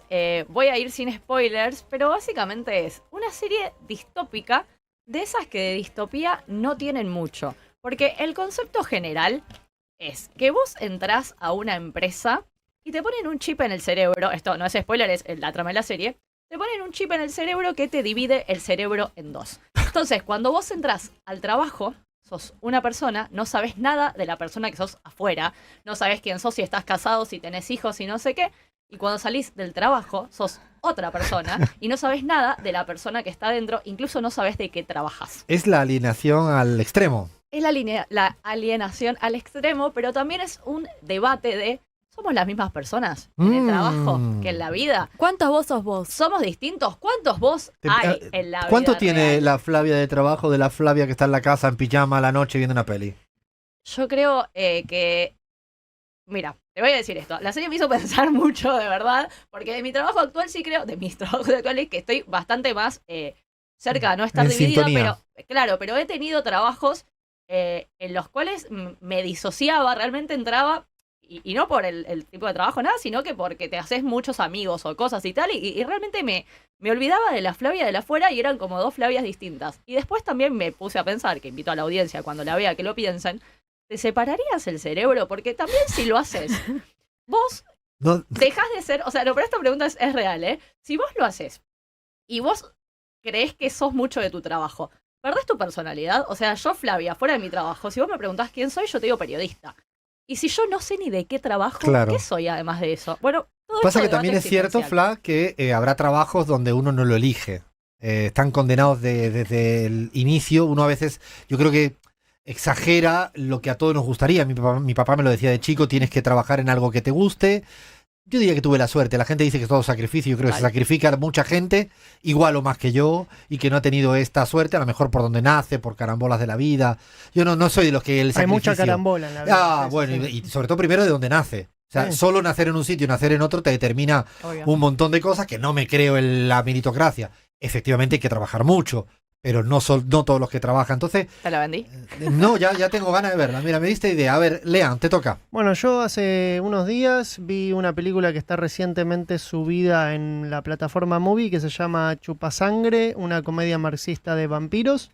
Es tal Buenísimo. cual. Es tal cual. A mí Lean, cuando le doy la voz a Lean en estos temas, siempre me sorprende. Es tal cual lo dice el título, ¿no? Es una película del año 2021, una comedia alemana, que bueno, se inspira un poco en esa metáfora que utiliza Karl Marx en su obra El Capital, donde describe al capital como trabajo muerto que, como un vampiro, vive solo de chupar trabajo vivo. Y bueno, aparte un poco de esa premisa, es la historia básicamente de un actor que quiere buscar su vida, su camino en Hollywood, luego un actor ruso que luego de haber sido exiliado por la Revolución Rusa, quiere adentrarse en Hollywood, se termina enamorando de una joven aristócrata, pero esa joven aristócrata tiene un secreto, que es que No, es spoile- vampira. No, No, ese es secreto, al principio. Es ya que no. Lean en el momento Abraham Verduga, ¿eh? O sea, está buena, ¿eh? Y una pregunta que te hago de este tipo de serie que tratan temas políticos de trasfondo, serios. ¿Te hace reír este tipo de serie? O sea, porque a mí me da mucho miedo que el humor, cuando tiene que ver algo con la política y la ficción, a veces me da miedo meterme en eso. Sí, porque es un humor alemán muy particular. Es la primera vez que veo una comedia alemana y la verdad es que las actuaciones están brillantes. Están buenas. Bueno, brillantes. me la anoto, ¿eh? Ahí ahora vamos a poner en nuestras redes sociales las recomendaciones que vamos haciendo. Vaya Luna. Bueno, yo por supuesto no tuve tiempo, pero fui al cine con mi hijo de 6 años y mi hermano y vimos Flow, esta película animada que es multipremiada de un gatito que va teniendo algunas circunstancias. ¿Por qué lo vamos a conectar con la política? Por dos ¿Tú cuando situaciones. tú cuando vas con Atilio al cine a ver una película más infantil, ¿hay trasfondo político en esto? Yo no he visto así, digo, no. Por no. supuesto que hay trasfondo político.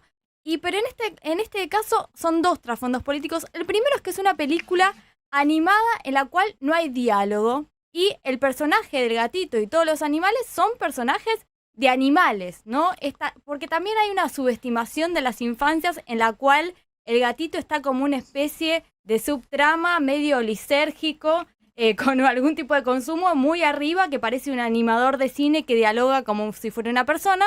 Y esto es una película en la cual tenés que estar más atento como niño también, porque no hay diálogo y se da todo en las circunstancias como si fuera un gato normal, haciendo vida de gato normal, que en realidad... Es interesante eso, porque no tratan al niño o a la niña como tonto o tonta. Claro, a mí me gusta la fantasía, pero hay una situación de que está bueno también.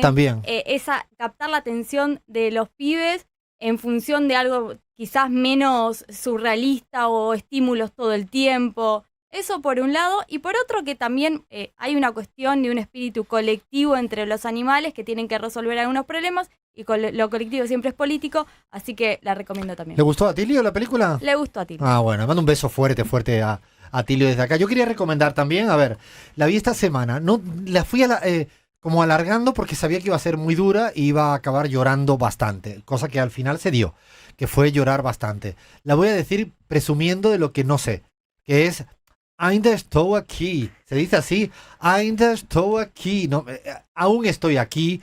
Es una película brasileña, ya muy premiada. Ganadora del Oscar. Ganadora del Oscar. Primer Oscar para Brasil. Es una verdadera maravilla. Trata en la época de la dictadura en Brasil, de un caso además real, de lo dura que pudo ser la dictadura y lo disimulada que pudo ser la dictadura. Es como que, y hay una cosa muy interesante estéticamente, que no, por eso no es spoiler, que me pareció fascinante de la película, y es cuando algo tan duro como una dictadura, el terror de una dictadura, es tratada visualmente con mucho color. Me parecía que era magistral su director, Walter Salles, uno de los grandes del cine brasilero, que por cierto, el otro día escuchando a un gran amigo, Dani Toñetti, este mismo director está haciendo ahora la biografía de Sócrates, del jugador de fútbol, ¿no? El gran jugador de fútbol brasilero, que además de Corinthians, de izquierdas, ¿no? Está ahora haciendo una película de biopic, ¿no? Como se le dice ahora, que es la biografía de él. Bueno, volviendo al Aún estoy acá, me pareció fascinante cómo no querían ponerle todas esas imágenes cargadas de colores, de situaciones lúgubres. No, era mucho color, muy Brasil, muy en la playa de Brasil, era muy interesante. Incluso yo soy un enamorado de los colores de Almodóvar. Cada vez que veo una película que me atrapa por el colorido, me fascina, me gusta mucho. Pero que lo haya hecho en una situación tan jodida, tan dura, de tanto terror, como era una dictadura, y luego algo que nunca había visto en una película que trata la dictadura. Se han hecho algunas semejanzas con la historia oficial de la Argentina, ¿no? Que es una película maravillosa, ¿no? Pero muy maravillosa. Yo creo que tampoco había visto cómo termina la vejez de la que sufre. O sea, cómo va la vejez de la mujer del desaparecido, que es la trama real, no hay nada que discutir. Cómo se va pagando cualquier persona a la vejez. Y ahí yo ya rompía el llanto, ya no aguanté más, no podía más. Y era realmente apasionante cómo lo tratas al interior de la familia, cómo lo puedes compartir con un hijo, con otro no, cómo no todos los hijos son iguales, no como algunos están politizados y entienden y complejizan, pero otros como las edades son distintas. Parece una película realmente muy recomendable. Búsquenla, mírenla, si pueden. Yo creo que ya está en los cines en la Argentina, por lo que he visto, pero debe estar en algunas plataformas. Luego ahí y luego, si me lo permiten, voy a hacer otra segunda ronda rápida con el equipo. Acabo de ver, la vi la semana pasada, la otra película de la cual he recomendado muchas veces su libro, que es Marco. La película Marco, que es interpretada increíblemente bien por Eduard Fernández. Es una de las películas que hay que ver. Es otra historia real de una persona que dijo haber estado en un campo de concentración y jamás estuvo. Pero no solo es eso, sino que llegó a ser el presidente de las asociaciones más importantes respecto a los que habían estado en los campos de concentración nazi. Y todo había sido inventado. Es la historia real. Hay un libro que lo hemos recomendado aquí, se llama El Impostor. Lo hablé alguna vez. ¿Lo leíste, Había Flavia? cerca, sí, genial. Lo leí muy bueno, ¿no? Es un libro muy, muy interesante. Y ahora salió la película que yo digo, habiendo leído el libro, le tenía un poco de miedo a la peli. La película está espectacularmente bien manejada, que es el mismo director que hizo otra serie maravillosa que es Balenciaga. O sea, por eso caí en una serie. Si digo ahora una barbaridad me van a matar todas. A ver. Yo no sabía quién era Balenciaga. O sea, os lo digo en serio. No es broma esto. Ni sabía que era de Euskadi, vasco, que había vivido en París y que es uno de los tipos de la moda más importante del mundo. Bueno, una biografía de Balenciaga viviendo en la época de la Segunda Guerra Mundial en Francia y pasando por todos los avatares de la política española y francesa, Balenciaga. Así que sugerencias para los que puedan y le gusten ver series con un trasfondo político apasionante. Y adolescencia, vamos a decir algo, Fla. Tenemos que decir algo primero porque nos lo están pidiendo en YouTube también. Hay muchos que dicen, por favor, no se olviden de Adolescencia, porque sí, efectivamente es la serie del momento, pero hay que verla. Hay que verla por un montón de motivos. Es una serie que tiene 4 capítulos. ¿Le recomendarías a los padres de niños adolescentes que la vieran? Mira, yo que no soy madre, siento que si sos padre es muy duro, realmente duro verla, pero creo que es necesario verla. Y sí, la recomendaría absolutamente. Mi hermana me dijo... Yo lo que digo es que hay que entender también a la adolescencia. Yo había un montón de términos y cosas que no conocía. Increíble, y que dije como, wow, qué afuera que estoy de esto, y me imagino que ser padre, ser madre... De hecho está un poco relacionado con los códigos Whistle que decíamos, porque hay algo de eso. Te juro que está súper relacionado, así que sí, yo la recomendaría. Es bastante fuerte, me imagino que si sos más padre, el cuádruple, pero es muy buena, y a los que nos gusta el cine también está filmada increíblemente. Es un plano secuencia, 4 capítulos en plano secuencia, o sea, haber grabado de esa manera, la verdad, súper recomendable. El 3 es nuestro favorito, ¿no? Y sí, el 3 es... No llegué todavía. ¿No llegaste, Lea? No llegué. Bueno, y aparte está interpretada por uno de los grandes para mí, que es Stephen Graham. O sea, para mí si hay alguien del mundo del cine, de la actuación, que también ha escrito el guión. O sea, él es actor y guionista. Y el chico Yo no sé, parece que nunca había hecho nada antes. Excelente. Es la primera vez que interpretó y no podía ser algo más realmente bueno, con mucha reflexión, sin caer en miradas lineales, sencillas, con contradicciones, cómo es la adolescencia y la relación de los padres con los adolescentes. Que no creo que hayan llaves mágicas ni recetas fantásticas, muy llena de contradicciones. No sé si te pasó, Flavia, que yo iba y venía todo el tiempo, ¿no? En empatía. Sí, bueno, porque es difícil, porque entendés, pero a la vez es todo muy difícil. Los códigos estos o sea, sí, obvio, te agarra la empatía, también es un caso muy fuerte. Para mí es aprendizaje, o sea, es una serie de aprendizaje. Incluso alguna gente lo ha querido interpretar por la discusión que en la Argentina y en muchos lugares de América Latina hay sobre el tema de bajar la edad de la imputabilidad de los menores. Yo no la veo así. La verdad que me parece forzada llevar esa película, esa serie, mejor dicho, a esa discusión. Puede discutirlo de ahí, pero no me parece que la centralidad de la serie esté relacionado con la cuestión judicial, está relacionado con la cuestión existencial de los jóvenes. E incluso con la crianza. Y con la crianza. ¿Cuánto de vos hay en tus hijos y cuánto poner límites podés hacerlo o no? O sea, las cosas que suceden a tus hijos, ¿son tu culpa? Esa es la pregunta. Para mí, lo otro, digo porque he visto mucha... Mirá la Bahía ahí con una cara y no la quiero ver nunca. No la quieres ver nunca.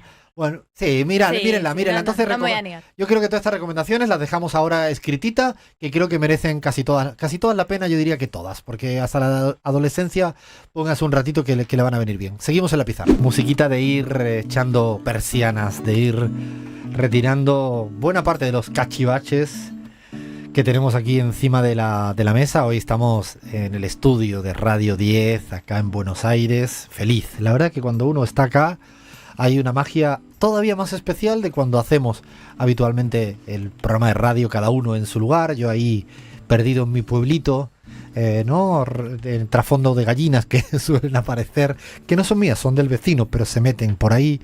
Y Bahía ahí con su pelea en su casa, buscando el buen, no para que lo de atrás salga bien. Flavia, para que no se vea la nevera, a veces el freezer, ¿no? Atrás, cada uno en nuestras batallas, ¿no? Que nos divierte, que nos encanta. Dime. No, Alfredo, una cosita nomás que quería enviar mis condolencias, nuestras condolencias de todo el equipo de La Pizarra a la familia Olmos por la enorme pérdida de Pablo Olmos, hermano de Juan Manuel y vicepresidente de Nueva Chicago. Nada, un gran abrazo a la familia y bueno, obviamente también a todo el pueblo de Nueva Chicago porque es una pérdida humana irreparable y era un gran dirigente que hizo muchísimo por el club. Abrazo fuerte y mucha solidaridad sobre todo y mucha fuerza a la familia. También le quería dar la fuerza a Tilio Borón, se lo dije en privado varios días. Es una persona que le respeto, le quiero, siempre ha sido muy generoso desde los primeros días que yo llegué y pisé la Argentina. No me olvido las veces que me recibió cuando recién iba dando los primeros gateos en la Argentina y le quería dar un beso fuerte, un abrazo, mucha fuerza, mucha convicción. Ayer hablé un ratito además con él, así que ¿qué se puede decir? Más duro que eso, creo que ya no puede quedar nada, así que queríamos hacer estos dos guiños, estos dos mimos. Tenemos que darle también las gracias al equipo interminable que hace posible La Pizarra, cada vez con más piruetas, ¿no? Así es, Alfredo, le agradecemos a Fernando Saninelli, que estuvo en la edición de sonido para La Pizarra, en la edición de video Baco Mason y Celeguida, en la operación técnica de Radio 10. ¿Qué equipazo tenemos, por cierto, ahora de hace unos vídeos cortos, Cele, que son muy tremendos? Baco ahí se lo trabaja, la verdad que hacen un trabajo maravilloso en toda la producción audiovisual, hay que agradecerles siempre al aire. Y bueno, y el Fer que me aguanta la semana, que le mando una canción un día, le digo, no, ahora cámbiamela, mándame la otra. O sea, hasta última hora de ayer viernes a la noche le estoy mandando canciones. Y el gran trabajo que hace en vivo Sebastián Melani Sebas para... nos banca, yo no sé cómo nos banca. Para adivinar nuestras cortinas, ¿no? Maravilloso, ¿no? Mejor imposible como nos trata. Y en la operación de YouTube de Radio 10 estuvo Renata Córdoba, en la producción, hoy en reemplazo de Cristina Chiesa, estuvo Santi Aragón, en la edición de sonido Charlie Cacabielo, servicio informativo Martín Burgue, musicalización Javier Fábregas, coordinación Cristian Carballo, dirección general Sebastián Pedrón, y ya llega Pablo Ladaga con Llegó el Sábado y la continuidad de Radio 10. Quédense escuchando radio, aquí en Radio 10, ahora con con Pablo, quédense escuchando radio siempre, porque es que sin duda, la mejor compañía. Yo todos los días, radio por acá, radio por allá, a veces en vivo y directo, a veces busco algo que me gustaba. Escucho radio todo el tiempo y es que hace una hermosa compañía, no invade. Si quieres a poco, le prestas un poquito menos de atención, le prestas más atención, te ríes, lloras, aprendes, desaprendes, te emputas, te alegras, es fantástica, la verdad que... Y además estamos muy agradecidos de hacer radio acá, en Radio 10, en la Argentina, en Radio Nacional de Colombia. La verdad que la semana pasada muy agradecidos porque la entrevista a Gustavo Petro la pueden seguir viendo ahí en YouTube, ¿no? La tenemos en el canal YouTube, de Radio 10, y la verdad que ha dado mucha vuelta a esas charlas parsimoniosas que a mí son las que cada día disfruto más, la conversación con Gustavo Petro. Muy agradecido a Radio Nacional de Colombia, también a Altavoz Radio en México, a Radio Pichincha en el Ecuador, a Avia Yala en Bolivia, Radio del Sur en Venezuela y a Canal Red Latinoamérica, porque estamos hasta en la sopa, estamos por todas partes. Para terminar, aquí un poco hoy más íntimos, porque ya se nos fueron Cris y Gaby, que le mandamos un beso gigante a las dos, que pasen muy lindo fin de semana. Vamos a hacer este juego de cierre de las palabras relacionadas las unas con las otras o evocándolas las unas con las otras, y hoy le voy a dar el arranque a Vaya. Infancias. Problemas. Incels. ¿Cómo? Incels. ¿No viste adolescencia? Ah, incel. Uy, ya me lo pusiste dificilísimo. Ignorancia. Todo lo que no sabemos de este tipo de cuestiones. La aprendí, es verdad, la aprendí en adolescencia, ahora me lo hiciste recordar. Empezamos por Infancias y terminamos en ignorancia, lo cual es para repensar este tránsito que hemos hecho de concatenación de palabras. Eso sí, nos vamos a despedir, pero siempre con una amenaza presente. Somos La Pizarra y hemos venido para quedarnos.